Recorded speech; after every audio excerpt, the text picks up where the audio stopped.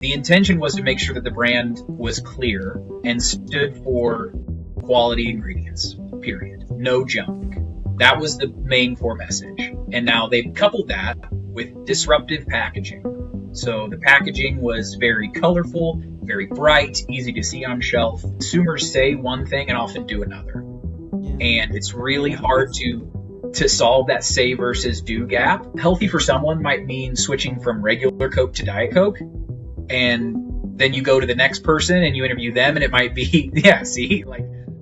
I always say thank you and please to ChatGPT in case it takes over the world. Spare me. Yeah. I've joked for years that it would be so nice if whatever food company I worked for also owned a chain of grocery stores. Looking back at my career, I feel like I'm just a hired entrepreneur. You guys just had some really great questions. And, I think about this stuff a lot. And finally, I got a chance to talk about it. So thank you guys so much for all the awesome questions. I just love it.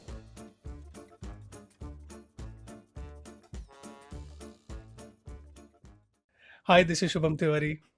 Hi, I'm Rahul. And today on the Shelf Life, we have Nick Miller between us. He's the Director of Innovation at Chomps, which is one of the fastest growing. Better for you. We'll unpack, that part for you in the questions. Protein snack brands in the US. Nick sits at a really interesting intersection of innovation, consumer insights, and manufacturing reality. His career spans large CPG brands like Tyson, Kraft Heinz, and Hormel before moving into Chomps. At Chomps, Nick's work isn't just about new products. It's about deciding what to build next and why does it matter to the customers and consumers. That's why my co-host has also changed for this episode. Somebody who's equally passionate about consumer insights. Rahul has joined us. We are going to unpack a lot of stuff on the innovation front as well as brand today.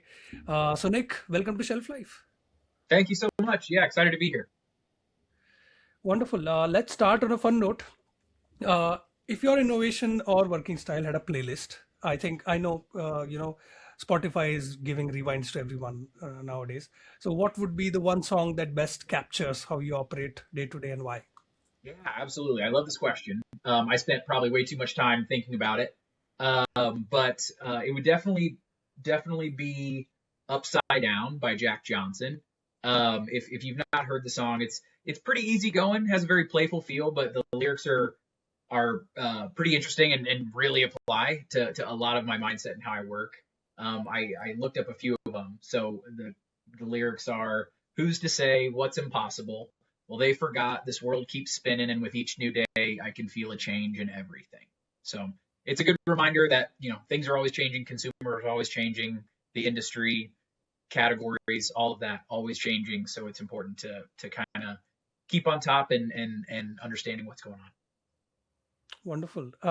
Nick, do you like delve a lot into philosophy and you try to inculcate all the lessons back into your life, family, business? Yeah, I mean, I am a little bit of an armchair psychologist. A little bit. I really Wow. like to read social psychology books, like Adam Grant, Malcolm Gladwell. All those guys are my favorite authors. So I try to take nuggets of knowledge from their books and apply it to, yeah, my life at home, life at work, all of that. So yeah, I really enjoy that. Wonderful. We'll get some more book recommendations from you at the end of this podcast. For sure. Uh, when someone outside CPG, consider me, uh, asks what you do at Chomps, what's your simplest answer to that? Or how do you explain that to your daughters? Yeah, absolutely. So if I ever meet anybody new who is not familiar with the industry and they ask me what I do at Chomps, I just tell them I basically help the brand grow by guiding what new products it should launch. So all of my stuff is planning for the next 12 to 18 months out and working on new products to launch and bring to market. Nice. So, Nick, how is it? Because you worked inside these very large CPC systems, and Chomps is like an emergent insurgent brand, which is like a lot more fast paced, I'm assuming. So, how are these two different, and what's something that you've learned fundamentally from some of the previous experiences that really impact how you conduct innovation here at Chomps? Yeah, absolutely. A lesson I learned early on when I was at some of the former companies mentioned, the bigger CPG companies I was at, I think it's something that all innovators have to learn at some point. It's not to over innovate. So there's a common understanding or a belief that, hey, the more cool features or attributes about this product that I launch, the better it will perform. And I've found and learned the hard way that that's actually not true. You want to have one powerful difference and benefit, if you will, that you communicate clearly and loudly so that people can, digest it and understand and make the decision to purchase it without it taking too long. It's called an elevator pitch for a reason, right? It should take, just a sentence or two to explain why your new product is better than what's out there today. And if it takes any longer than that, you've probably over innovated. I really like this, phrase over innovate because, I follow sports a lot and I discuss this with my friends that, there is a thing called overtraining. You can exhaust yourself in the training and you're not ready for the match after that. So I really love that. Uh, Innovation, I mean, speaking more about it, if Chomps innovation had, one non-negotiable principle, what would it be? Yeah, absolutely. The non-negotiable principle that I learned, day one at Chomps and is reiterated frequently is never cut corners on quality. Whether that's ingredients, well, it's mostly around ingredients or processing methods or anything like that. In some of my previous roles, you take into consideration the cost of certain ingredients and how you maybe can use a slightly lower quality ingredient to improve the cost of your product to get better margin, and that is not the case at Chomps. So every time we're designing a new product, it's what's the best quality ingredients because that's what our consumers expect, non-negotiable. We can figure out a way to hit the margin we need other ways. But that's something that's really stuck with me through my work at Chomps is we always need to deliver the best quality because that's what our consumers expect. Right. Speaking more of your quality or your leadership style, what's something your team would say, which is, it's very Nick, how he's leading this or this product is coming out, it's very Nick in this way. Yeah, absolutely. So I am all about fun, and I know that sounds maybe not serious or not professional, and I don't mean it to sound that way, but I like to remind my team, my peers, the folks that I'm working with that we have a really fun job. We get to be creative, and we get to design new, novel things, and it's food. We get to eat it. So let's not take ourselves or the work too seriously.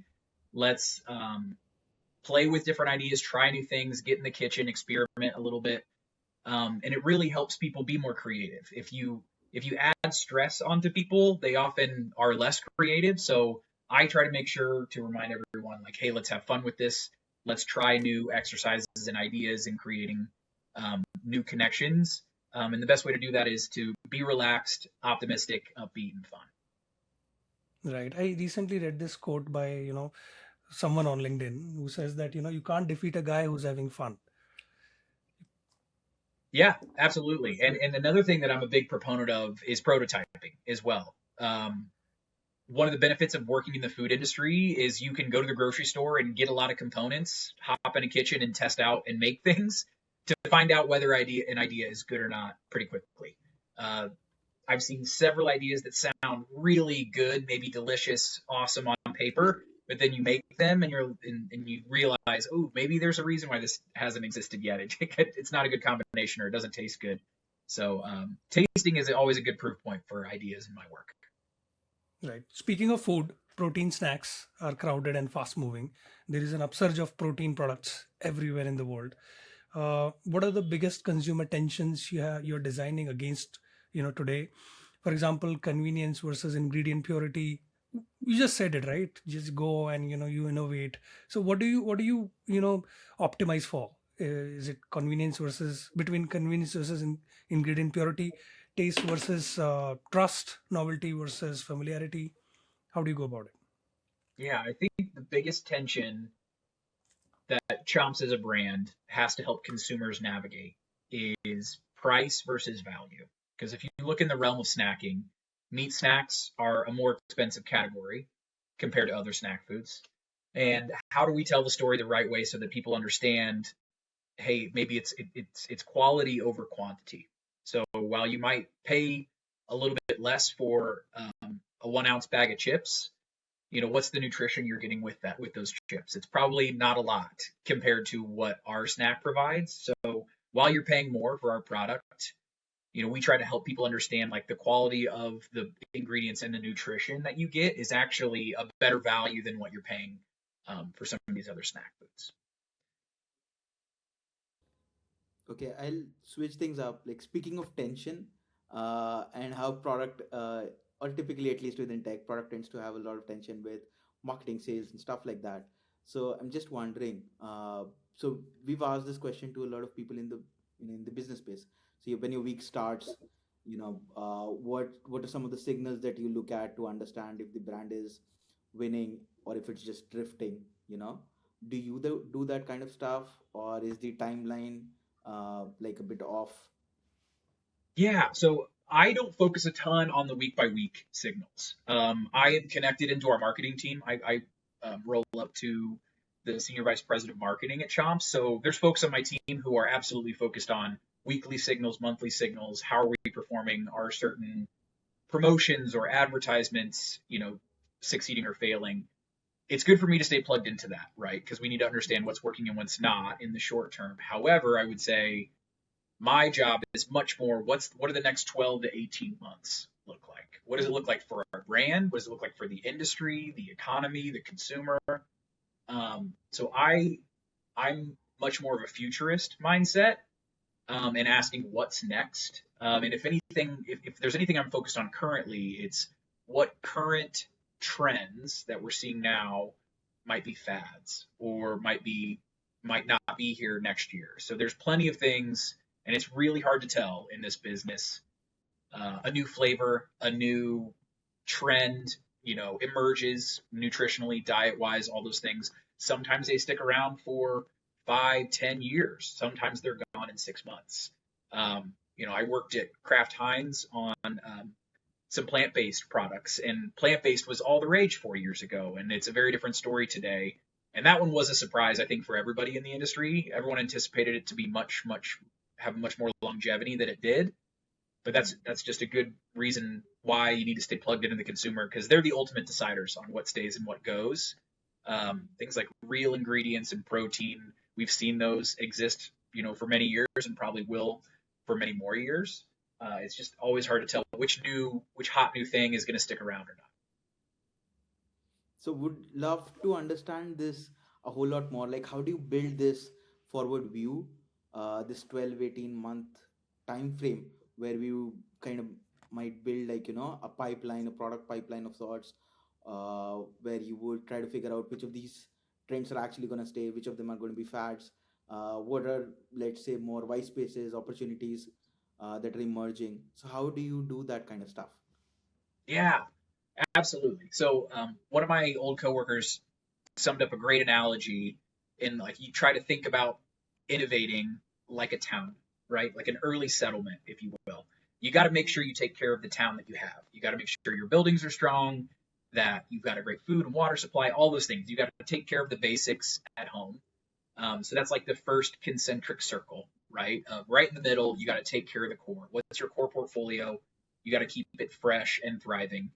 And once that is taken care of, then you can move to the next concentric circle, the next space out, and look to maybe create a second town or scoot outside of the land that you are at. Once you've built that up and you feel strong with where that's at, then you can maybe start to sail overseas, right? And hop on a boat and go to a different continent and explore that way. It doesn't work if you try to go to another continent without having your town taken care of, right? So that's how I like to approach innovation, building a pipeline is first focus on how are you going to keep your core fresh and thriving? How do you kind of expand that core into adjacencies that are logical?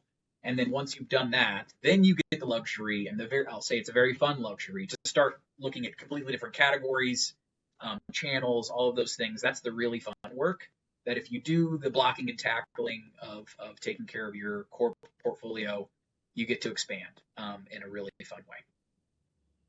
So, for Chomps right now, let's say, where is it at? Like, are you in the second concentric circle? Are you in that fun novelty exploration phase? What's it like?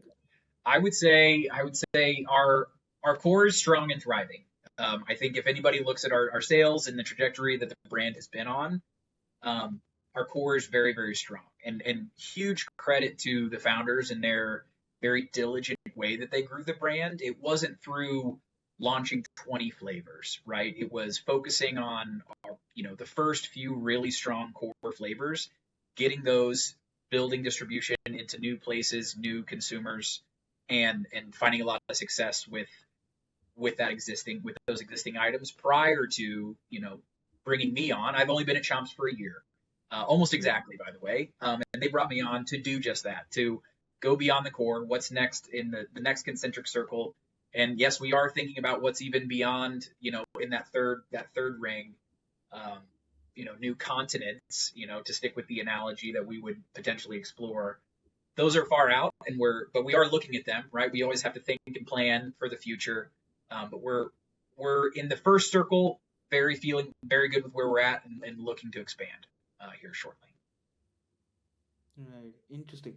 So, one more on the same theme, which is that once you've found once you've gone beyond the second town, and once you've started expanding and exploring further, you mentioned way back, I think, on your LinkedIn profile or in a previous conversation also, that then you tend to identify white spaces and you kind of try to enter, uh, probably like previously established categories or spaces.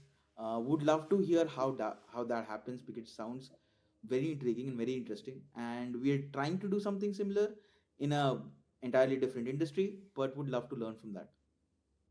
Right. So the question is, like, how do we evaluate different white space opportunities? Yeah. Uh, which of them deserve your attention? Which of them would you double down on? That kind of stuff. Yeah, absolutely. So I would say that brands are a lot like people. It's really hard for them to fundamentally change their personality and kind of what they stand for and be believable. So if one brand, like for example, Chomps, we stand for real ingredients, high quality nutrition, all of those things. It would be strange if we, went into supplements, like where we were using all these very sciencey terms and, creating a bunch of artificial ingredients all into one thing. That wouldn't be a great fit for us. So, spoiler alert: Chomps is not going to expand into the supplement aisle anytime soon, right? So, but I think it's safe that I can say that. But in general, brands, like I said, brands are like people, and it's hard for them to change their personality. So it's important for a brand to look in and identify who they are, not who they think they are, but who consumers think they are. There sometimes are differences there. So even though brands sometimes say we are this, consumers might say something different. And it's important to know those, understand the gaps there. They both can be valid. Like, it's important to have a self-driven mission for a brand, but also to be real and check in with consumers and see how they're perceiving your brand. And then once you have those understandings of how you perceive yourself and how consumers perceive you and what your brand personality is, then you can look at adjacent categories and say, hey, where would our personality really thrive?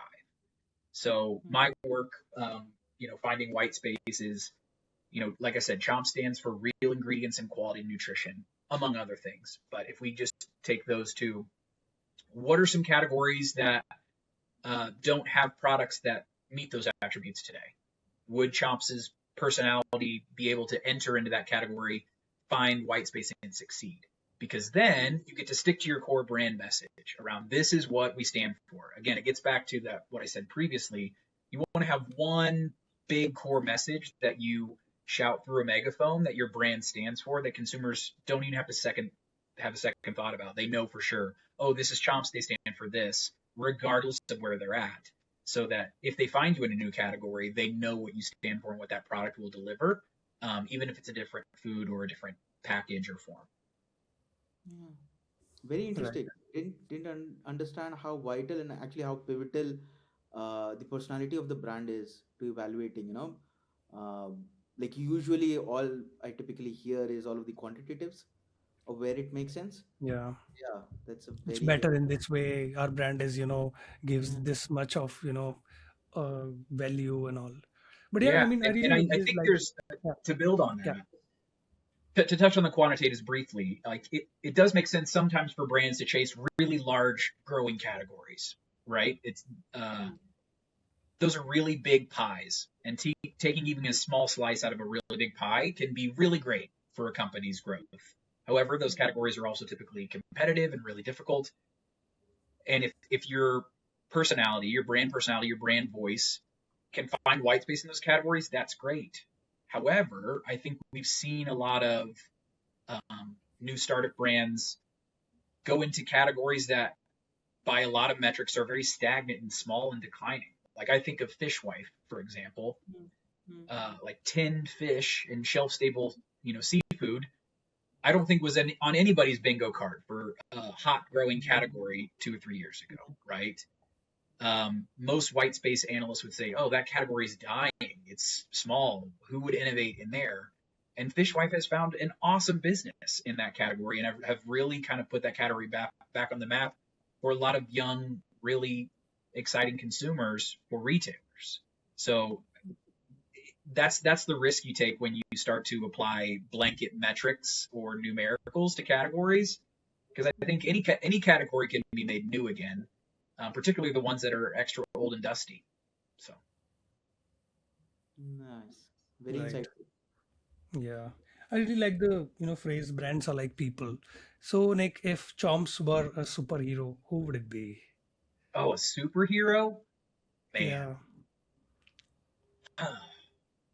That's a really Is great it going to be question. shiny like, um, Superman or secretive like Batman? I don't know. No, Flash. How about Flash? no, I'd probably say Mrs. Marvel, just because Okay. Mrs. Marvel is a one a very powerful female superhero. In the Yeah. universe of superheroes, there are a lot more men superheroes than there are female Yeah. superheroes, right?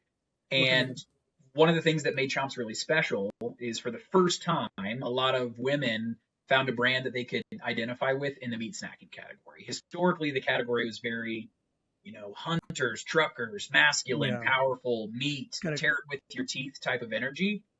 And not that Chomps is not trying to be feminine by any means. We're trying to be for everybody, male or female. And so I think that was a really great way to open a door towards a whole consumer base who wants clean protein just like anybody else.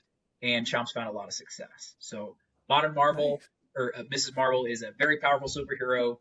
She's a badass, and I think Chomps would identify a lot with her.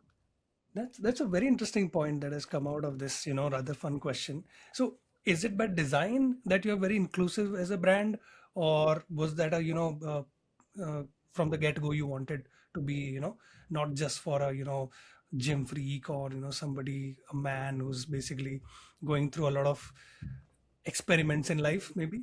So, was it by design? I can't say for 100% certainty because I wasn't there. I've only Okay. been with Chomps for a year, but based on what I've heard from interacting with the co-founders and the people who've been with the brand since the beginning, the intention was to make sure that the brand was clear and stood for quality ingredients, period. Got it. So no junk. That was the main core message. And now they coupled that with disruptive packaging. So the packaging was very colorful, very bright, easy to see on shelf. Again, you would see a lot of reds and browns and typically more masculine colors and energy Yep. from the incumbent brands. And Chomps just went the other way. Again, it's where Chomps is not, I would say, any particular gender at all. Our consumers, we take all kinds. But I think it was a really smart move and a really interesting insight Yep. that Yep. uh, to just open the door for more people by having a personality that is a little bit more colorful. Wonderful. Kudos to the marketing team and whoever did the positioning of the brand, packaging also, of course. So, how do you decide between expanding or extending a hero product versus building something entirely new? Yes, absolutely. So this is where my this is going to bring out my inner R&D scientist. So my degree is in process engineering. I spent my first 4 or 5 years in the industry as an R&D process engineer in and outside of plants, um, designing manufacturing systems. And to me, the clear answer is always extend a hero product first before you build something new entirely. And that's driven by a couple of just very true realities. Like a hero product is likely already going to be profitable and it's already going to be at scale. Those are two very difficult things to achieve for any product. And once you've gotten there and you can continue to build on that profitable, scalable product, you should always do it. It's always going to be cheaper. It's always going to be more effective and more profitable. Inevitably, those products might find their level and plateau, and that's when it makes sense to look for building something entirely new. New things are often more exciting and feel fun to chase and go after. But again, it's important to make sure that your core products are strong and is performing as well as possible prior to focusing on riskier things, because something new is always going to be more riskier than something that exists. Yeah. And Nick, very quickly, you mentioned the manufacturing systems that you were really good at. Can you explain to our audience what is a manufacturing system? Yeah, I would talk just processing equipment. So if you think if you're making a batch of muffins at home, you have your recipe, right, with the different ingredients. That's very much the food scientist part of the product. Where a process engineer would fit in is like, okay, what mixer are you using? How long do you mix it for? What temperature do you set the oven at? Is the oven convection oven, or is it a different type of oven? Are you using an air fryer? There's all kinds of different heating and cooling and mixing equipment, and that was my focus, primarily for meat products and meat snacking, because I worked for Tyson Foods at the time when I was in R&D. I got a lot of great exposure to, products like lunch meat, beef and pork jerky, uh, like I mentioned, snacking, a lot of different food forms in the meat space. But it was always focused again. I worked with food scientists, but I was more on the equipment side, on the right parameters and things that could create products identically at scale. Got it. Nick, I'm sorry, I'm just going to jump back to a question which came into my Sure. mind, because of a previous thing. How you talked about the qualitative side of it, Hmm. of development of the pipeline, etc. Just wanted to understand a bit more on not just Chomps, any of your previous experiences in terms of like the quantitative side of it. So we've heard from a lot of folks that they tend to use, for example, Nielsen or other products. They conduct focus groups, customer research, etc. All of that stuff. Where does that fit in? Uh, does it inform it, supplement it, or is it something you wouldn't rely on as much? Sure. So to make sure I understand the question, you're looking for like quantitative Yeah, just data trying to understand. to inform white space analysis, correct? Yeah, just kind of trying to see how you utilize it. And okay, like um, let's say the quantitative side as well. Let's say also just more structured qualitative studies, which then are translated into quants, anyways. Because Understood. that's the usual kind of answer we've gotten, and yours is a different view. So we want to really explore the differences. Yeah, I probably am a bit more on the contrarian side of traditional consumer research. I've seen concepts that have been tested with traditional methods, Nielsen included, and among others. I don't want to single them out by any means. Just Yeah. call them traditional concept testing methods that have scored tremendously well and seem like a guarantee that they will succeed, only for a company to invest tens of millions of dollars into scaling them up and ad campaigns and all of that, only for them to be out of the market in 6 months. So Mm. traditional concept methods, I think, are useful, just as any research method is. But sometimes I think they can be a little bit over relied upon and can be almost a way to communicate like this is a slam dunk and definitely going to succeed. That is very risky, and as I've said, not always true. Yeah. Um, Another thing I would say is I tend to avoid trend reports as well for finding insights for white space analysis, because trend those trend reports are almost always survey based, and so they're based a lot on what people say.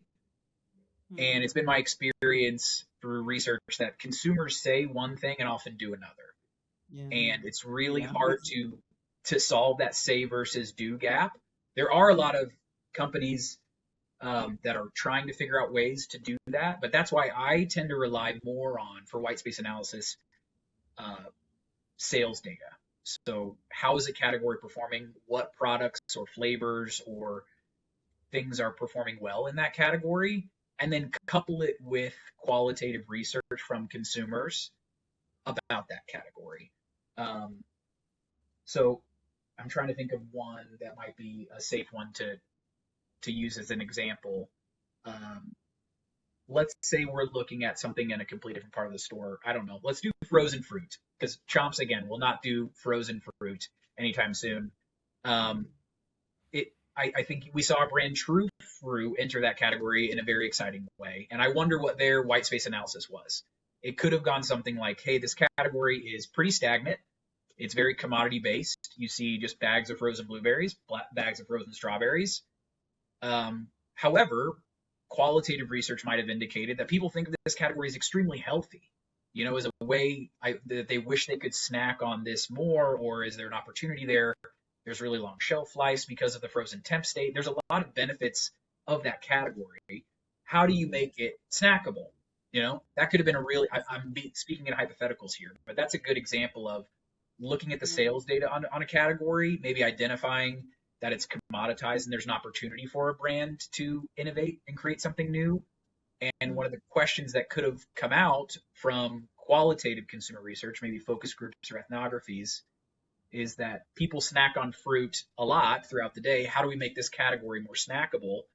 We put a nice light coating of chocolate on it. Then you have a really awesome, exciting brand enter and create some new solutions for consumers. So that's a good example. Again, a very hypothetical one. I do not know anybody from True Fruit or if that was their process, but I think that just shows kind of how I approach things. I tend to look for what people have purchased and are purchasing. Sales data is a due metric, if you will, because people are exchanging their hard-earned dollars for products. So I put much more emphasis on those rather than conceptual concept research where people say, "Oh, I'm very interested in this. I would definitely purchase this," versus things they have definitely purchased already. Yeah. I think there's one product on Shark Tank which was something like this: dates covered with a small layer of chocolate, which Oh made them yeah. really good snacks. I Yeah. think you get that in Dubai a lot. Like everything, every dish has dates and it's covered in something or the other. So yeah. So Nick, I know. I mean, my next question, I think you have answered in a way already by saying that you are sort of a contrarian. But have you had a moment where the data suggested one direction, but you decided to pursue another one because your instincts were very strong in that particular instance? Yeah, it was in a past role. We had done some research on kind of which attributes mattered about a particular concept. Um, I can't share exactly what it is because I believe it's still in the works at that company, and I don't want to reveal any thing for them. But let's different attributes about a particular concept. The results showed that consumers wanted as much protein as they could get in this particular item, regardless of taste. That almost always makes my alarm bells go off because, in my experience, no matter how health conscious a person is, taste always matters and is almost always the first and most important thing. So I like to say that taste is king, and that's the first foot in the door for any type of product. And we continue to develop with that mindset. So rather than pack this product full of as much protein as we could and ignore the taste, is like, no, we need to have this product taste at least as good as XYZ benchmark while delivering, a high amount of protein or as high as we could without sacrificing taste too much. So that was a good example of consumers say one thing but do another. Um, it, I've been fortunate enough to do a lot of ethnographies and things like that in my past, and just people's definition of healthy is always different. So when you ask them, "Oh, are you a healthy eater?" they might say yes, but then if you look in their pantry, you might find products that a different person would not consider healthy at all. True, true. Uh, okay, so I have one more question. So, from all of the conversation that we've had, one thing is very clear, or at least to me, you have a very intuitive understanding of the market of people in general. Like the previous point, like how you said, taste is king. You wouldn't, or people say what people say versus what people do, right? Um, and when I was researching you, I figured you'd mentioned, that you've done human-centered research, uh, which sounded very intriguing and interesting to me. And because we do a lot of research, which is, let's say, data-oriented or qualitative, but uh, to me, it seems like you embody that, like you really get that is the central piece. So, would love to understand from your frame, what is it, how do you go about it, uh, and both in terms of what it is from a philosophical standpoint for you, and also from a process standpoint. Yeah, absolutely. Yeah, and I'll touch on other quantitative and data-based metrics as well. I don't want to come off as being so contrarian that that those are not important. That is not the case. We do plenty of consumer research at Chomps, and we use it to inform our decisions. Absolutely, we do. Um, I've just seen it used in my past to more dictate decisions, and it's like the end all be all. I think it's important to take that data with a grain of salt and use it to help you make a decision rather than just bowing down to almighty data and letting it make the decision for you, if that makes sense. So, but yeah, to your question, I'd love to talk about human centered research. It's my favorite. It is so fun. And what makes it so fun is it feels really intuitive when you're doing it.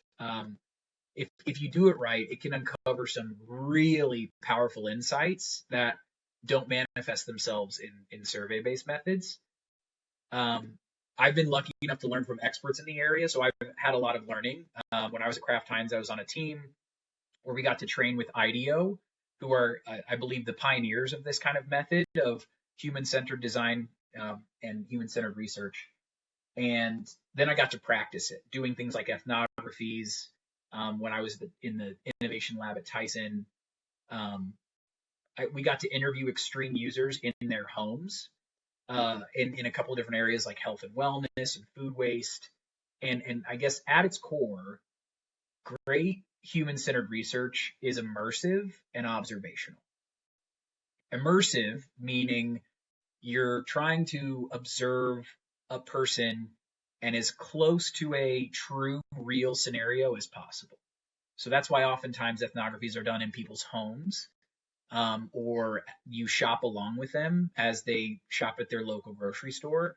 Because even though you're there with a clipboard, and that kind of breaks the fourth wall a little bit, uh, you get to observe them in their most comfortable space and to see how they truly work. Observational is important as well, and it's different from survey-based research, like I mentioned, because survey-based research, people articulate what they want or think they want, right? And oftentimes that is again very valuable. People oftentimes do know what they want and they are good at articulating that, but that's not always the case. There are several needs that you and I have that we can't articulate. But if someone was maybe observing me, they might say, "Oh, this guy makes his tea in the morning with a way too complicated method. It would be way simpler if he just used this thing."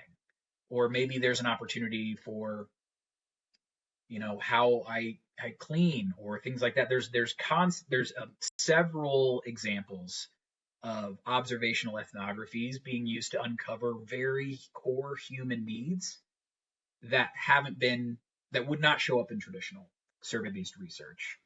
Um, you can look up the story of like the Swiffer and others, the Swiffer mop, where that team used ethnographies to uncover really awesome, powerful human needs and create a solution for them. And what's really nice about that is if it's a truly ubiquitous human need around a really sometimes even a mundane activity, odds are there's a lot of people that experience that same thing. And so your solution solves for many different types of people who might share a same struggle, albeit maybe minor.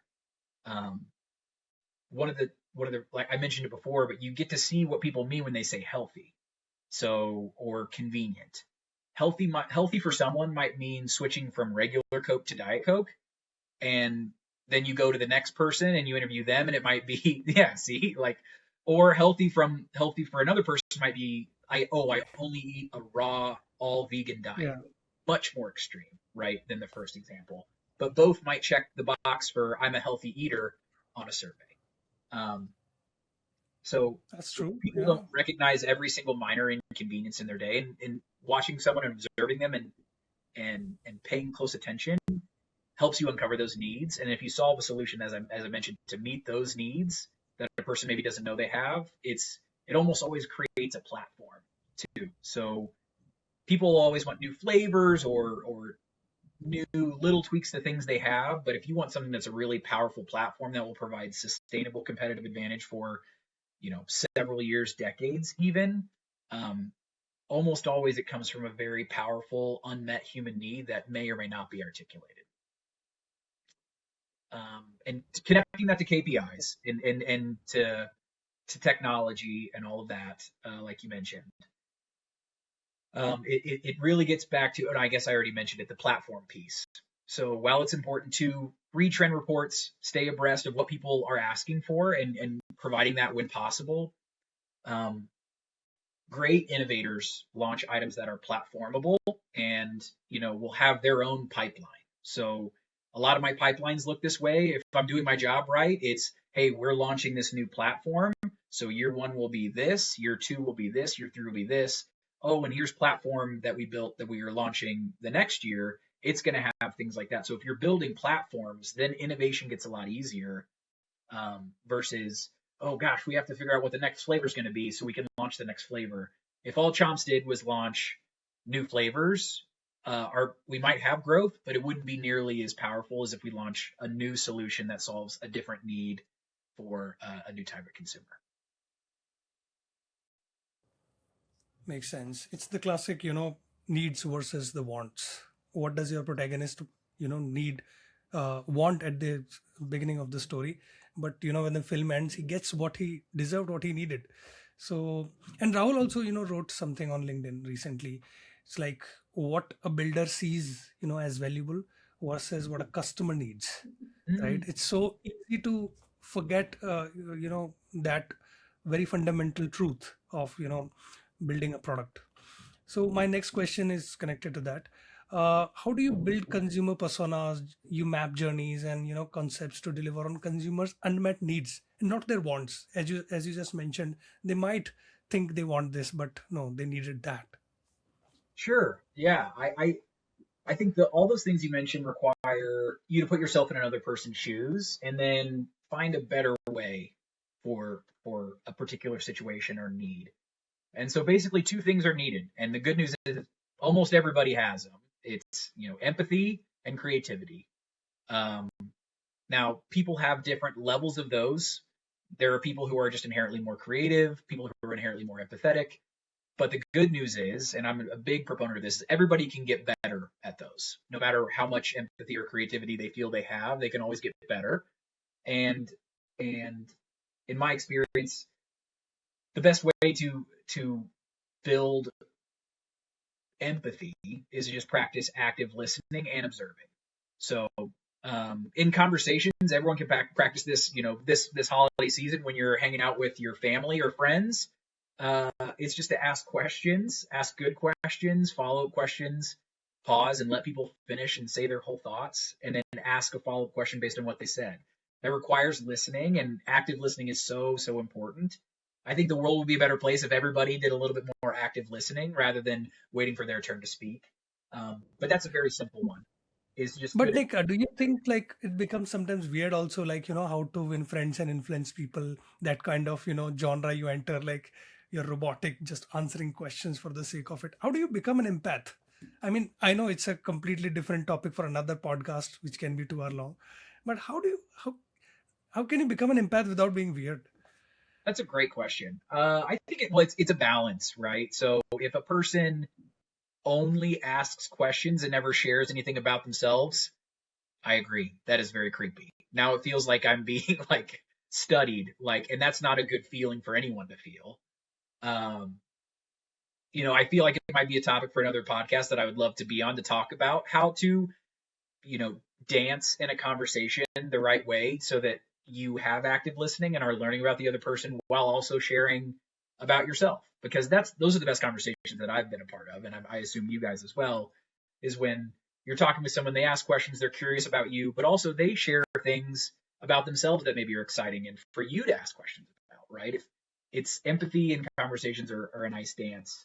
But yeah, if just practicing active listening and getting to know and observing little things about how people move about the world and interact with, you know, anything from a blanket to a cup to a pencil. Like there are little micro interactions our whole day. And, just observing within yourself how you experience and move about the world and navigate things, and then other people as well. That'll make you more empathetic, um, especially for product and for product design, as well as other things. And then creativity. This one is my favorite. I think that everyone can get more creative. And this is my very simple theory how I'm not an expert by any means, but I like to think of myself as a pretty creative person. And how I've been able to build creativity within myself is based on the simple principle that I think creativity is just connecting two seemingly separate things into one idea. So the Uber of homes is Airbnb, for example. That's a very obvious example that I've heard on other podcasts. Like renting out and sharing, ride sharing is the same as home sharing, right? So it's taking the idea of Uber, connecting it with a home, and now you have Airbnb. So that's connecting two separate ideas into one thing to create a new idea, right? How do you get more creative? Then you just have to experience more things. So go to a new museum, travel to a new country, skydive, you do things that you could take a new class, you could learn how to sew. Experiencing new things, new people, new places, new activities is just going to give you more tools in your tool chest to connect and disconnect and put together. And some of the ideas might seem silly, and that's fine, but it's going to give you more firepower to come up with creative ideas if you experience more things. I've had the privilege of working with a lot of people from people from other countries on my innovation teams, and their ideas are so great because they're like, oh, when I grew up in this province of China, for example, my favorite snack food was this. We would do this with the day old rice, and it became a really great handheld snack that I would take on the way to school every day. Turns into how do we create a portable snack for school kids based on this leftover ingredient that we have from this process is a great example. And there's many more. So just experience more things and you'll become more creative because you just play around with connecting seemingly separate ideas. That is going to take a while to really action. Like that was very, very, uh, Yeah. yeah, felt like that makes so much sense. And also felt like I really should do some of that, you know? Experience new things. True, exactly. Uh, so I'll give you some background on me. Like I'm mostly wired and zoned in, and mostly even think very linearly, sequentially, etc. And creativity does not come naturally to me at all. uh, and a lot of times it happens when I would be like, oh, we need to do this, and someone from the other side would say, oh, you mean this, and they would be doing something similar to what you are saying. They would say a a and b, they would connect a and b essentially, like how you said, Uber for homes, for example. That is Sure. typically the kind of stuff our founder Akhil, he tends to say, oh, so you mean this. And that is when I would kind of realize that yes, that was a much simpler way of saying something that I took 7 or 8 sentences to describe. So Yeah, and Oh, the benefit is it's a ton of fun too. I mean, experiencing new yeah, stuff Yeah. is always fun. Uh, so yeah. Uh, Sorry, I'm still there.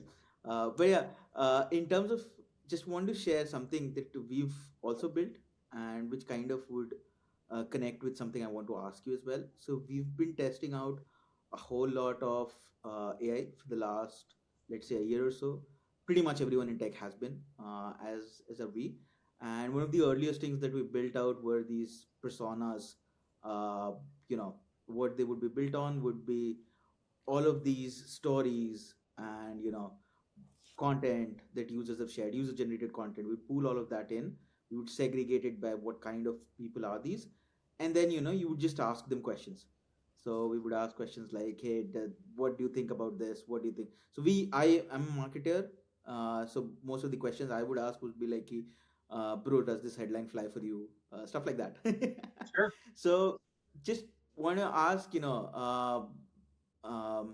if you've tried any of this stuff in terms of just testing out AI for synthetic research, and if you found it valuable or if you found it to be misleading, or not that valuable. Yeah, that's a great question. I have tinkered around with it. A couple of companies have shared demos with me and given me a day's access to play around with this synthetic consumer. Um, and I think it can be valuable, absolutely, uh, but in a limited way. I don't want to overemphasize its value. I think that it's great for bouncing ideas off of or using it to help get your mind um, thinking like maybe a typical like a consumer persona would. Um, that said, I think one of the gaps is right now all those AIs are based on text from online blogs, forums, trend reports, surveys, again, all text based and all articulated needs or Hmm. experiences, right? So, as I mentioned before, one of the powerful things about human centered research is it's observational. So you can observe things that maybe people aren't saying or don't know a need that they don't know they have. I think AI would have that gap because if no one's ever said it or typed it on a blog or shared it online, then it wouldn't be able to put that together. So getting back to your question, I think it's useful for helping people get in the mindset of a particular consumer and to think like them. I don't know if it has quite, at least yet, the ability to replace a conversation or an ethnography with a real human being. Yeah, so just one small follow up. Do you think it has the capability to make me more empathetic to the person in front of me? Just purely curiosity based. That I kind of get into their world at least, uh, and maybe understand. But again, not trying to influence you on whether it does that or not. I just found it interesting, and I don't really have a response. Don't really have an answer for it. Yeah, I think it could. I think it could in terms of like mindset and experiences and things like that. Like again, I'm seeing it as basically a talking blog is what a person is. Like there have been people who have blogged for a long time and shared all their experiences in their journals and all that stuff. And if that is put into an AI and I'm speaking with this AI, it's basically just a chatting version of these experiences that have been logged. Now the benefit of AI is it can obviously go way beyond just one blog. It can do all the blogs of a particular type, or a trend report, or a forum, or all of those. So its capacity for like its database is much larger, which makes it more robust. Um, that said, AI is a lot more clean and less messy than a real human being. So when you talk with a real human being, sometimes they interrupt you or they come off as brash or say something or look another way or might not be as easy to converse with as AI. Like you can be as mean to an AI as you want, and I don't think that would make you a more empathetic person. The AI was like, "Oh yeah, absolutely, I'm sorry." Whereas if you're that mean to a real human being, they might just leave or walk away or punch you in the face. I don't know, but like it's important to talk. Human to human conversations are still important. I do think there is a place for synthetic consumers, again, in a right sized need of helping a group get into the mindset of a particular consumer, or learn about how they see the world or their experiences that they've had. But again, it's more of just I'm seeing it as a moldable blog slash forum versus a true human experience. Always say thank you and please to ChatGPT in case it takes over the world. Spare me. Yeah. I've always been respectful. So, uh, That. so Nick, Chomps is, it's hearing, feedback from everywhere, retailers, ops, consumers, sales data, as you also said, reviews on, any platform, consumer platform like Amazon. So how do you avoid getting pulled in, like many directions? I know you said earlier that, you take it with a pinch of salt, the piece of, feedback other than the sales data. So how do you like quantify all these different sources of feedback? Yeah. So thankfully, Chomps has grown to a size, a stage where we have a very well staffed marketing team, filled with different specialized skill sets. So different people handle those different streams of feedback based on what their focus area is. Like we have a dedicated direct to consumer Amazon team, so they handle all of those inputs. We have a retail marketing team that's focused on, retail and mass grocery stores. We have a social media team that handles all of that feedback, a consumer experience group that handles all of the, complaints or calls or questions that come in from our consumers. My focus in terms of all those feedback streams that you mentioned is working with our leadership and the sales team to help support their interactions with key retailers. So they might talk to a Walmart, a Target, a Kroger, Whole Foods, Costco, you name it. There's a lot of big, powerful retailers out there, and if we're doing our job right as a company, we are working with them to help them succeed, while also, us selling product and our success as well. So we work with them. We talk about, hey, what are some focus areas that you have so that we can design products to meet those. We have to balance that by, deciding what we think is right for our brand to launch. So while a retailer might come to us and say, "Oh, Chomps needs to come out with a supplement," we were like, per our previous discussion, I don't think we're going to go that route. It doesn't really fit well with our brand. That is not a scenario that's actually happened. I want to call that out. But that's the kind of interaction that I would have is, hey, we'd really love to get an exclusive flavor with you next year. What do you think is a flavor that would fit well for our consumer base? And we would do the research and support the sales team through those conversations. But it's a lot of interacting with retailers and how do we work with them to make sure we get the right products on shelf for mutual success. So in short, you need a large team. Yeah. I can only imagine what it was like in the early days, 5, 6, 7 years ago when the marketing team was 2 people and they had to wear all those hats of, this hour I'm the Amazon direct consumer person, and now this next hour I'm the consumer experience person, and that would be a lot. But thankfully, we're at a stage now where we have a well-staffed team to handle all those different inputs. So, like it feels like it's very streamlined. Uh, so, keeping that in mind, like with you having so many different streams of insights coming in, uh, are there any areas where you feel that you're constrained by insights, overwhelmed by it? We've heard a lot that there's just a lot of data going on, etc.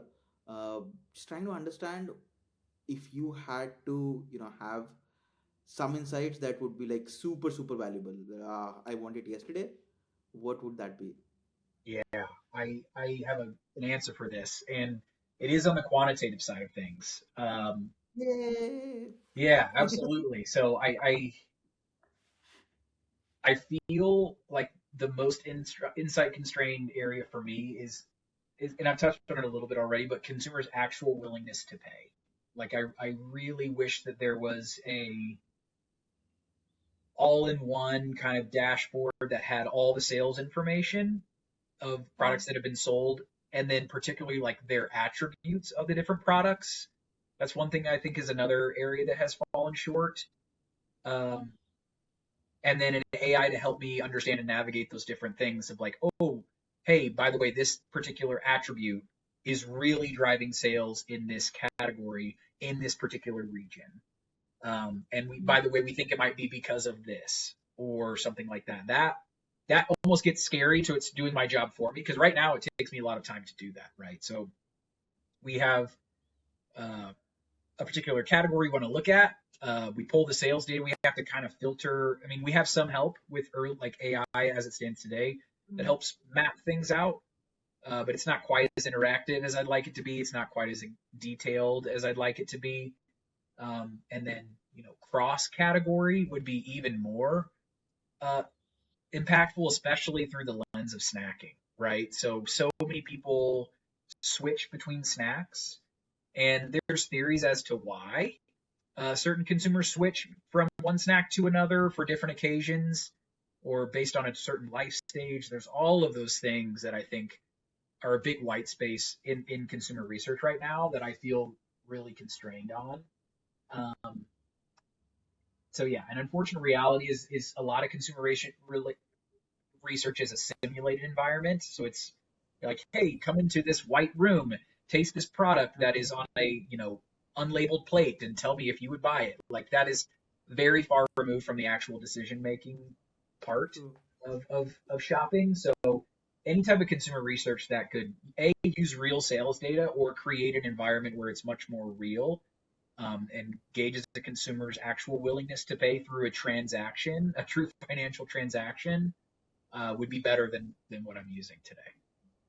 Got it. More on insights, Nick. How do insights actually move inside Chomps day-to-day basis? Of course, you said earlier that there are people who look at data on weekly basis. Then there are people who look at data on monthly basis. But is it dashboards, conversations, factory floor feedback, sales calls, of course, informal notes? What really drives, the alignment?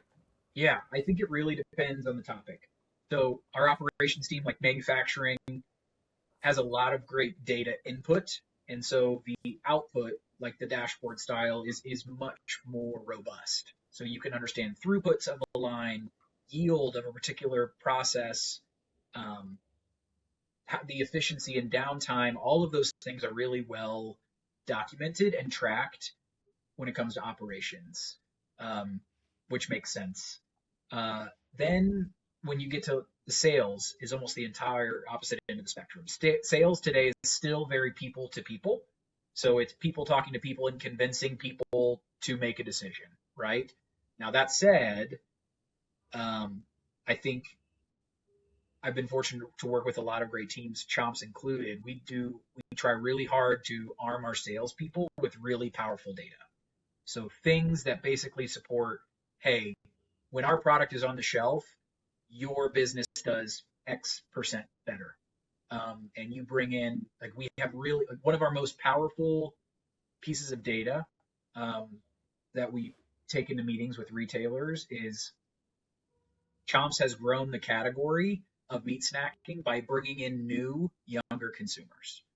So it's the lifeblood of brands in CPG is bringing in younger consumers because consumers are always getting older, right? So in order for a brand to not get aged out, it has to continue to bring in younger consumers. And certain brands succeed with that and others don't. So the fact that we get to say, hey, your category is growing by this double, high percentage amount. And by the way, we're the cause of that because we're bringing in all these new consumers who have never shopped the category before. It's a really powerful data point that goes a long way. So while that is a person-to-person conversation in sales, that type of data is so important. And uncovering really short, powerful nuggets like that and giving it to our sales team is so crucial for those sales conversations. And then things like brand strategy and innovation, that's where it gets a little bit more unknown, right? Because it's a lot of painting a vision and, hey, we feel really good about this particular strategy based on what we know from the past and the present, but it's still, the future is always unknown, right? So it feels a lot like those MBA case studies. If you've never done MBA or had done case studies before, hindsight's 2020. It's usually a particular brand failed because they made this decision. What could they have done instead? And almost, all MBA students are like, oh, if they would have just done this, then Kodak would still be a camera brand. And you never know because you can't go back in time and see if that's the case. So that feels a lot like what brand strategy and innovation discussions are. Is like, hey, we're making this decision based on this information, the best information we can get at the time. But ultimately, we have to just wait and see how it turns out. So we try to be as informed as possible. See, when I was young, I couldn't afford Kodak cameras. Now that I can, I can't find it. So Awesome. Uh, Nick, the next thing that I want to ask is connected to the previous thing that you discussed, and also like on our end, we've been building Clayface for a while now, and we're trying to figure out, what would be useful, valuable to folks within CPG, and we're keeping it very open. We're just trying to understand, what lands, what resonates for them.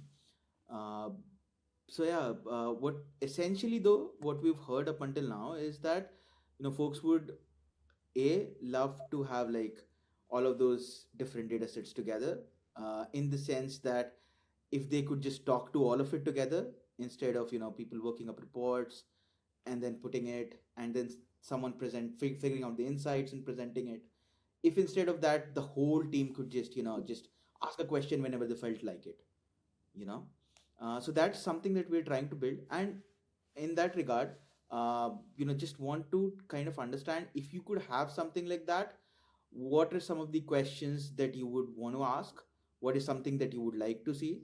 So for example, in the previous piece, that where you mentioned uh, the willingness of the consumer to pay, for example, that would we would love to have that. We go through our own process, which is very intense and which is supported by you know somewhat by AI through the early database phases, but also needs us involved. So stuff like that. What would be stuff that you would love to know, uh, and purely, if it were possible, because technology is definitely limited. We're not there. We're trying to build it, and we're struggling with it significantly. So yeah, with Yeah, that caveat. I appreciate your struggle because what you're describing sounds great. And I would love to be able to, whenever a question comes up in a meeting, be able to like, oh, well, let me just ask, Clayface here and type it in, Yeah. and then get a simple, readout would be, ideal and would be great. Would make my job a lot easier and faster. So what type of signals and or inputs questions that come up in my work are um, what I touched on a little bit before, but cross category interactions. So, hey, we want to appeal to, let's say, a certain consumer group. Maybe we want to appeal to multicultural consumers. So people that are, were born outside of the US. What type of products do they buy? That would be so great to be able to type in like, hey, people who have these demographics or this background, what type of categories do they purchase most often? And there are ways of getting that right now, like through different research and things like that, and reports and stuff like that. But it's very slow and it's not interactive. It would be nice to be able to like have that up and say, oh, okay, great, thanks for that. Um, what do you think are some, based on how other consumers switch between categories, what do you think is a category that we could get people of a multicultural background to switch to, um, instead of what they're buying today? So it might, again, a hypothetical example might be like, oh, people are buying this type of pasta, for example, because that's what's sold most commonly where they're from. And then, but however, they switch to this type of rice. I don't know. Again, I'm making things up based on, once the first time they try it or once they have been in the US for a certain amount of time. I think it could be really powerful to be able to ask follow-up questions like that and to further filter or subset the data in a way that I can't really do right now. So really just understanding how a unique consumer group purchases and what might get them to change would be a crazy powerful tool. And if it had the flexibility like you talked about, like where I could chat with it, yeah, I'd sign me up. That would be so nice. Very interesting. And basis like a lot of my friends moving to US and then going through a journey like this, where initially, they would just be buying the bare minimum and just be making cold sandwiches for a while, and then finally switching to actually cooking and buying up ingredients. I can see how it would be like a part of someone's real life journey, you know. Yeah. And makes sense. Yeah, thank you for that. That's a very real example. Just trying to think. And right now, how do you do something like this? Like, what are some of the signals that help you understand people switching, like maybe even within categories or even cross categories? Like, how do you go about it right now? Yeah. So going to the store is a very simple way that, again, anybody can do. Just going to the store and walking the aisles of different retailers is important. And then I would say there's a couple other ways as well. The first is also looking at different restaurant menus. So the food service industry, the food service sector, which I would categorize as, primarily restaurants, bars, that type of establishment, are an awesome place to look for new emerging flavor trends. So things like gochujang or Korean barbecue, all those things that we're starting to see more in on retail shelves, started in a big way in the food service space and then went more mainstream. So that's almost always a good early indicator for flavors, but also forms to a lesser extent. So new categories and things like that. Chefs are the kind of the bleeding edge of culinary and food innovation in a lot of ways. It is just sometimes difficult to understand what's going to catch fire and make its way onto retail shelves. So going to restaurants is a good one. And then as far as like numerical signals, um, it's interesting to see how economic factors play into people's purchasing behaviors. Uh, I've been fortunate or unfortunate, however you want to look at it, to go through a couple economic moments, recessions and things like that. COVID was a big one that kind of that was more of an outlier, I would say, where every restaurant is closed. Obviously, everything in grocery stores went up in a very big way, but prior to that, there's been recessions and things like that, and it's really good to look at history. So while there are always new dynamics happening today and tomorrow, human beings, again, don't fundamentally change how they operate all that often. So you can learn a lot by going back in time and looking at, hey, when in recessions, what categories do well and what categories don't do well, to kind of help future proof your own business, so that you're not, maybe if you're in a category that is highly affected by a recession, maybe try and diversify your portfolio into a different category that is less affected. And not that letting be your only decision making factor, but something to consider. So economic signals are important. Food service signals are important. The types of restaurants and how they're getting food to people as well is exciting to monitor. And I like going to trade shows as well. Expo West is probably my favorite one to go to. It's like the premier natural foods product expo. So there's a lot of emerging brands around better for you in all different types of foods, and just new startup brands in general that are trying to get recognized and through solving new consumer problems. So you see a lot of things like early plant-based work was there. Um, things like mushrooms, ingredients, and different things like coffee and all of that. This past year, protein wasn't everything, as you might have expected. But again, 3 or 4 years ago, plant-based was all the rage. So a lot of whatever trend or fad is hot at the time, it's going to show up in a big way at Expo West usually. So that's another signal I'll look at for in terms of what the industry thinks is important. Got it. Nick, you mentioned the word chefs. So I have to, without any context, I have to mention my favorite person in the world, Anthony Bourdain. I think he's the coolest guy ever. Very cool. Sorry, guys, if you're not ready, if you're just into, Rahul's, that frame of mind where the data talking about, but Anthony Bourdain I have to mention. Sorry, Rahul. Uh, moving back, bringing the conversation back, what's one area in your data or reporting workflow that you'd be excited to automate next time? Next, if time and resources weren't a constraint. Oh, I love these questions. If time and resources weren't a constraint, I've joked for years that it would be so nice if whatever food company I worked for also owned a chain of grocery stores. Um, because then you could put whatever products you want on shelf. You could test different multiple shelf locations. You could test Yeah. different categories because sometimes you're not sure if a product belongs in category A or category B. Does a certain packaging, graphic style, or claim, like all of those things would be great to evaluate with the lens of real data that you would get through real purchases. So if I could compel a food company to vertically integrate the other way, so instead of buying, your raw materials source, buy a grocery store, go the other way. Wow. I think it It's a would. very great idea. It actually reminds me of Ryan Holiday, the writer, who, being a writer, he opened his own bookshop in Texas. And now he's like, you know, doing his own research, Yeah, readers' research. So yeah, wonderful that's a big idea. gap, and the retailers do a great job working with us. They give us, relevant data to help us guide things like that. But getting a product on shelf takes a lot of time to do that, and you're almost always only allowed one type. You can't have package A right next to package B to see which one sells more, because that's two different SKUs. It's very complicated and all that stuff. But if you could do all that, again, resources, timing, all that didn't exist, man, I feel like I could answer a lot of questions that myself and other innovators in the category have. Hmm. Your answers are very innovative in general. I appreciate that. uh, Yeah, this is amazing. I mean, I'm thinking of like what our company can open as a shop. Like being a data company, can we do something like that? That's fun. true, true. Okay, next question. Same theme, innovation.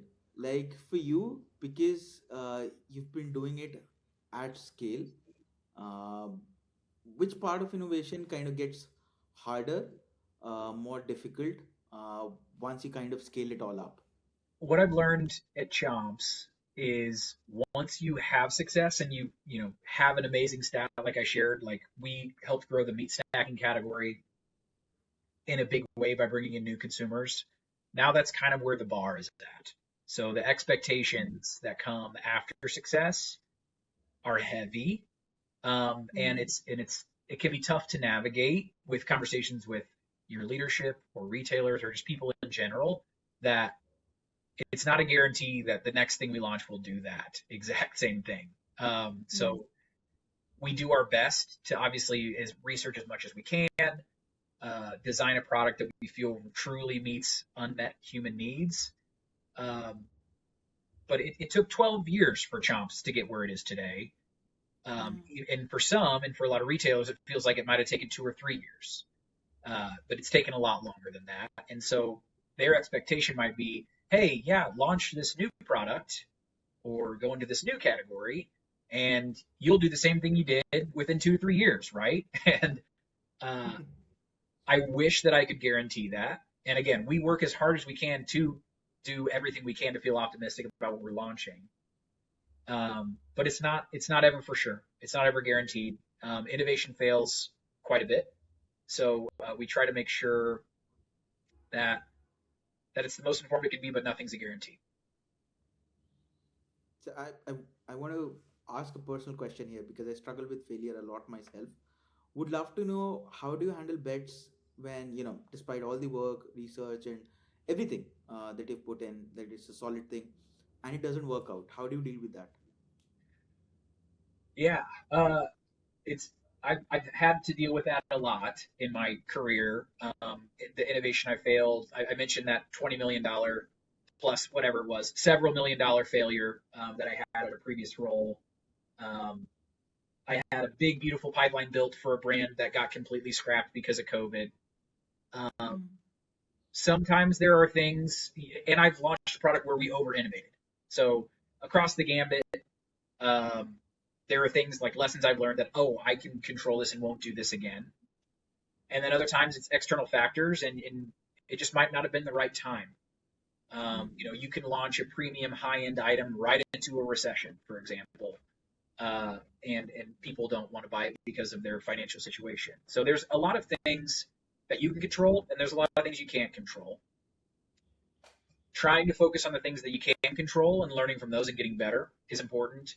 And then trying not to get, it's easier said than done, but trying not to get hung up on the things that you can't control that might have affected the success of your product. And then at the end of the day, I always like to say that, there's tomorrow, there's the next thing. So a good innovator can take it right on the chin and say, hey, it didn't work out this time, but you know, let's innovate again. Let's keep going, and maybe the next one will. It mirrors a lot of like what I hear from a lot of really great entrepreneurship podcasts. So very similar to that of you got every failure you learn from and you improve on, and you just hope that the next one is not a failure. I like how, the psychology enthusiast in you is like really coming out like external locus of control, internal locus of control. And I mean, in Eastern philosophy, they say that life is, Buddha said life is suffering. So I believe that. Rahul, if that helps. Yeah, fair.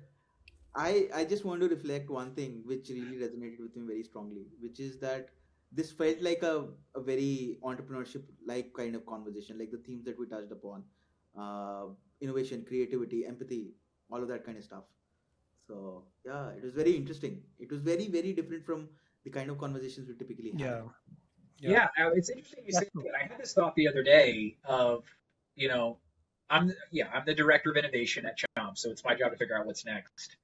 In a lot of ways, looking back at my career, I feel like I'm just a hired entrepreneur, right? So I try to figure out what's good and where the company or the brand should launch new products, and it's very similar to entrepreneurship.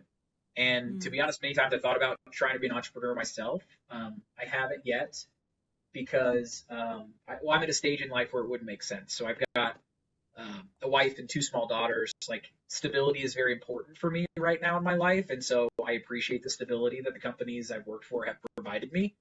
Um, so a little bit less risk on my end, and obviously less return. But I appreciate the stability, and so and the work I get to do is very fun and engaging.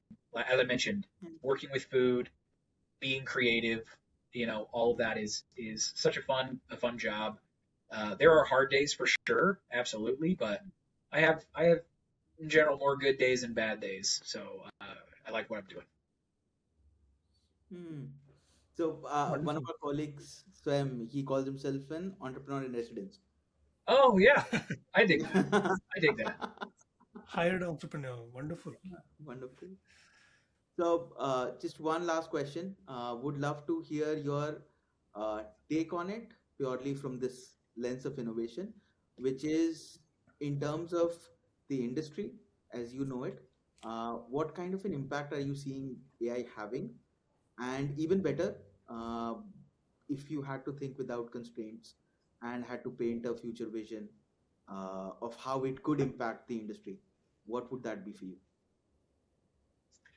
Yeah, I mean, I'll answer it in two ways: the short term and the long term. So in the short term, I think AI is doing an amazing job and will continue to do so in taking mountains of data and helping sort out what's important, or at least lay it out in a way that humans can identify and save time that way. So it's saving time by doing that, what I would consider like early analyst work of taking huge amounts of spreadsheets, categorizing and processing it in a way that it's useful. So that's what AI is doing now. And I've touched on it a lot. Like sales data is an obvious one that's very spreadsheetable. But there are other things like biometrics that I think AI is starting to really tap into in a big way. And I had this thought actually in one of your previous questions, but I think it ties in here now. Of yeah, humans are great at reading other humans and observing other humans, but we're not great at reading cortisol levels or doing eye tracking. Like there are things absolutely that AI is better at, um, for evaluating products or packaging or all of those things that I think AI can really, really unlock. Uh, yeah, the field of biometrics and the data we're getting from our bodies and how they react differently to certain situations or products or foods. I think about that in the long term as well. So kind of shifting over to long term.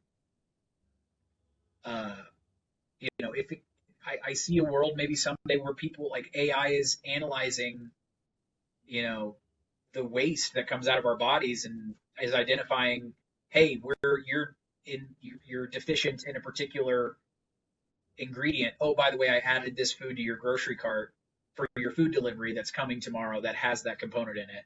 You should include it in this recipe that I'll, have you make, tomorrow for dinner, so you can get your body in a better state, and you're feeling better and have more energy or whatever it be your goals may be.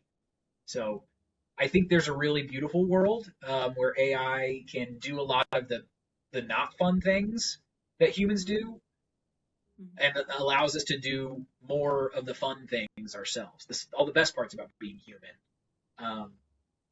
Preparing food and eating food with other people is something that a lot of people enjoy, and I myself included. Like, we're about to go into the holidays where we're gonna make family recipes and sit across the table from friends and family we haven't seen in a long time to catch up, and that's the beautiful part about being a human, right? And whether in the short term or long term, if AI can do all the other not fun stuff, like sort out my driver's license, renewal and taxes and all that other stuff, so that I can hang out with my friends and family and eat great food and travel and do amazing fun things, I think that the opportunities are really endless there. On a more like practical to my job level in the long term, I think there's a world where AI replaces a lot of what I spend my day doing right now, where it's looking at spreadsheets, analyzing data, looking at trend reports and consumer, research and things like that, and trying to connect all the dots. I've no doubt AI, is going to have a bigger brain than mine will be, and it'll be able to take all those inputs, put it in one spot, connect the dots that I might be missing, and share it with, whoever needs it in a way that is, helps make great decisions around products that'll make people's lives better.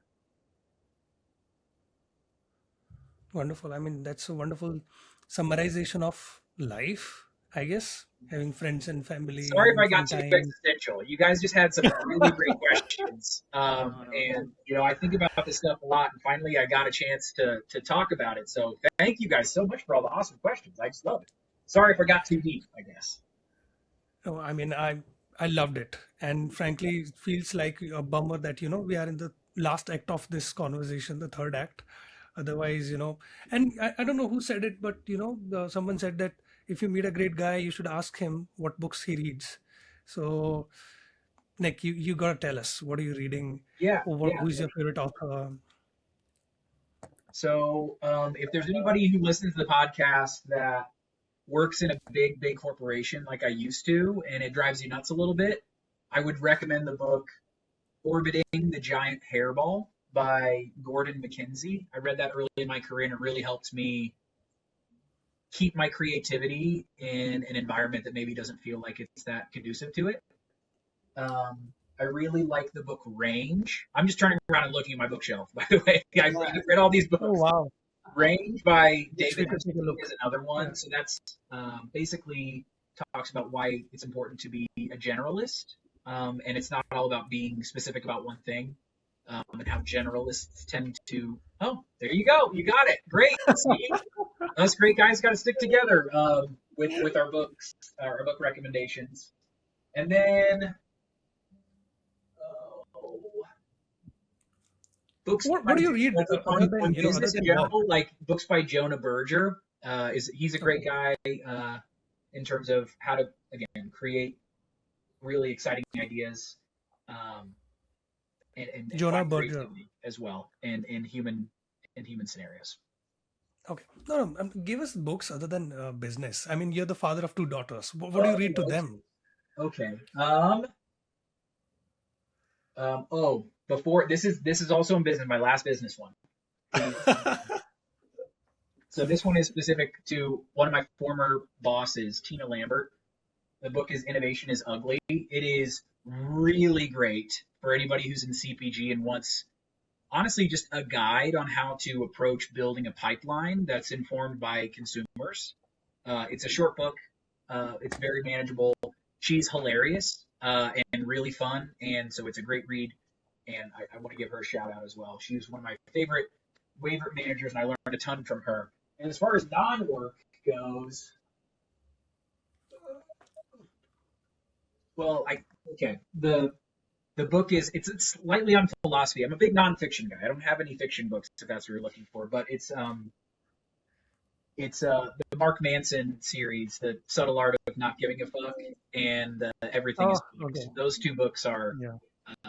really great for just a modern stoic mindset. Wonderful. Nick, last ritual we make our guests go through. Do you have anyone in mind who should be on our podcast? Somebody who's, as fun as you or may not be as fun as you, but interesting at least. Oh man.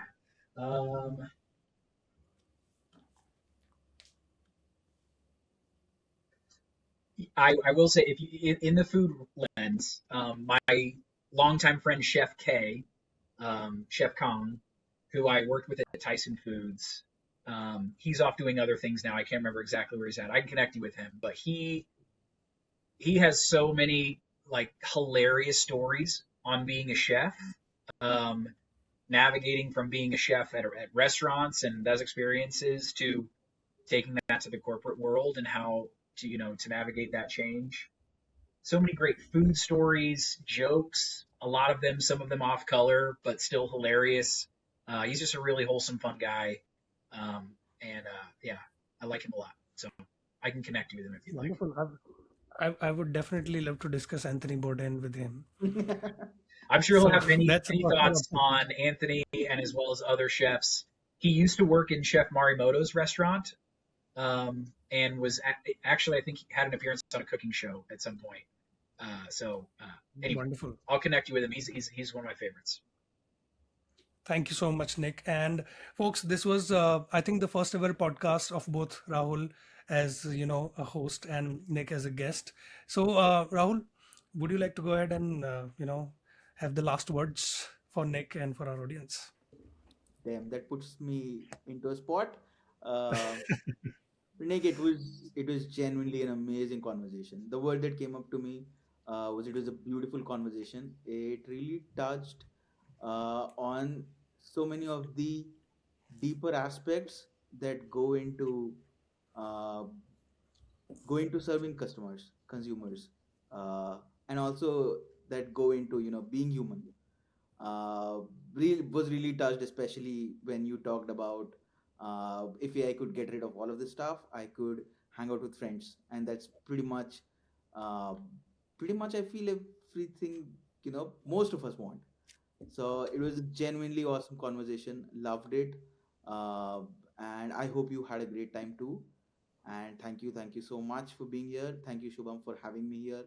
It was a pleasure. Really loved it. Yeah, There thank you you both go. so You much, heard from Shubham and Rahul. Raul. I really Yep. appreciate both of you and the questions you guys asked. Is my pleasure. No, Nick, you gave us your time during the holiday season. That's like amazing. And you're a very fun guy to talk to. I mean, I Yeah. feel like I can talk about anything with you. So we should definitely, plan a in-person part two of this podcast when, we are also coming to some event maybe where you are there. So yeah, I mean, I'm pretty sure our audience will enjoy it. Thank you so much, Nick. Thanks again. And thanks to our audience for sticking with us. I'm sure this was a very long podcast, but a fun one. So please wait for the next episode. Thank you for your support.